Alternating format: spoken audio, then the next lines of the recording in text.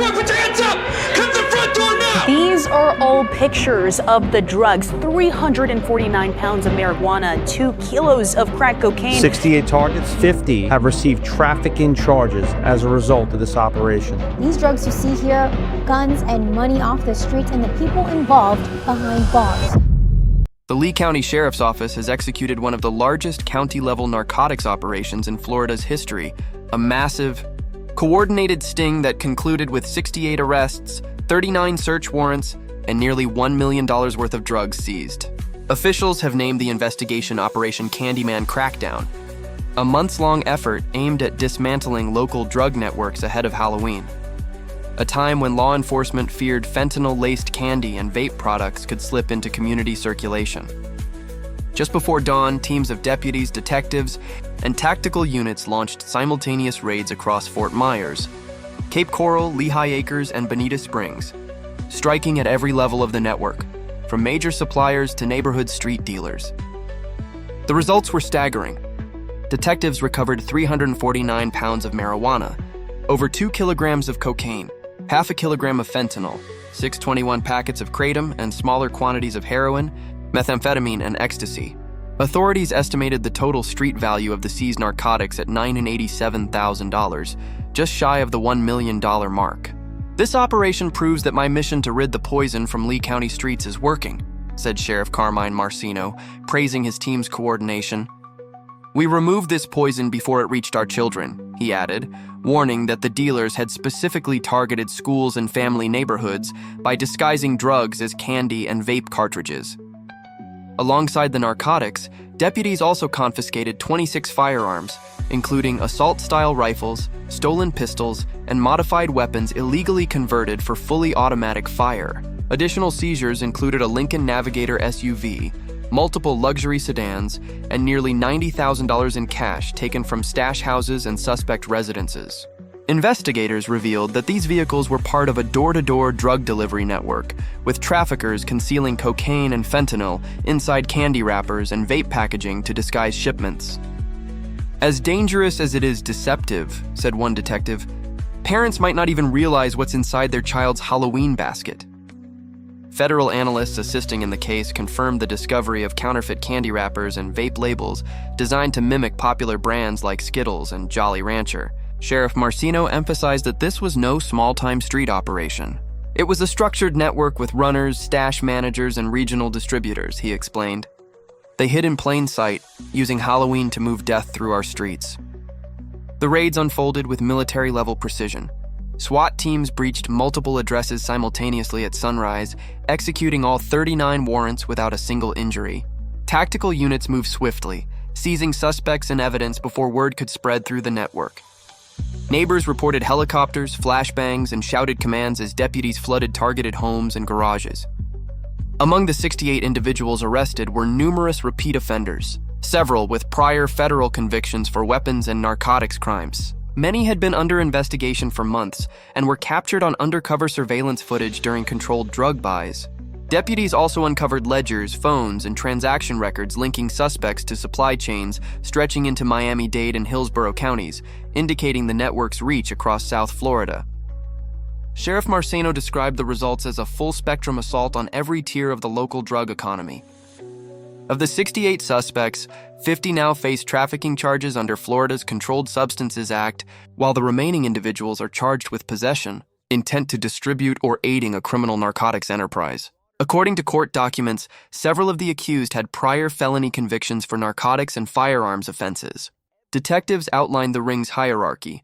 Top-tier suppliers funneled large quantities of narcotics into Fort Myers and Cape Coral, while street-level dealers handled local neighborhood sales. Sheriff Marceno stated firmly, "These arrests cut the head off a network that profited from addiction and fear." He further noted that several suspects were linked to regional gangs, who used threats and violence to maintain territorial control. "We've sent a clear message," Marceno declared. "If you deal drugs in Lee County, you will be hunted, caught, and caged." At a press conference later that day, tables stacked high with seized narcotics and firearms surrounded the sheriff. Holding up a bag of fentanyl disguised as candy, Marceno said, "This is what they're selling. Not candy, not fun, but death." We took this poison off the streets before it reached a single child. He emphasized that the timing of Operation Candyman Crackdown was intentional, a Halloween season enforcement surge designed to intercept dealers marketing fentanyl-laced candy and vape pens near schools and youth events. In the spirit of Halloween, Marceno said, we made sure these dealers traded their candy for cuffs. He credited the operation's success to strategic intelligence and precision planning, not chance. This wasn't random, he stated. Every suspect was mapped, tracked, and cornered. Behind this monumental success was a multi-agency collaboration involving the Lee County Sheriff's Narcotics Unit, the Florida Department of Law Enforcement, FDLE, the DEA Tampa Field Division, and the U.S. Marshals Service fugitive teams. Months of digital surveillance, undercover buys, and vehicle tracking led agents to stash houses across southwest Florida. Officials described the tactical coordination as a full-spectrum strike, targeting every level of the drug economy, from high-level suppliers to low-level runners. Sheriff Marceno concluded, this operation saved lives, plain and simple. And for anyone still dealing in Lee County, consider this your warning. We're coming for you next. The raids unfolded across 12 neighborhoods in a single morning, as SWAT and K-9 units executed dozens of warrants in perfect synchronization. Overhead, drones streamed real-time aerial footage to command posts, while intelligence analysts monitored encrypted radio traffic to safeguard every officer on the ground. Sheriff Carmine Marceno praised his team's precision and discipline. No one was hurt. No shots fired. No suspect escaped, he said. That's what a professional operation looks like. The community's response was immediate and emotional. Parents across Lee County expressed deep relief after weeks of fear and rumors surrounding drug-laced candy near schools. Teachers and community leaders publicly commended deputies for their swift and decisive action. At a town hall meeting following the operation, several residents shared stories of witnessing suspicious late-night activity near playgrounds and convenience stores, never realizing they had been living beside active drug houses. They were hiding in plain sight, one Fort Myers resident said. Sheriff Marceno addressed those concerns directly, his tone resolute. We can't let our neighborhoods turn into open-air markets. These criminals had every chance to stop. They didn't, so we stopped them.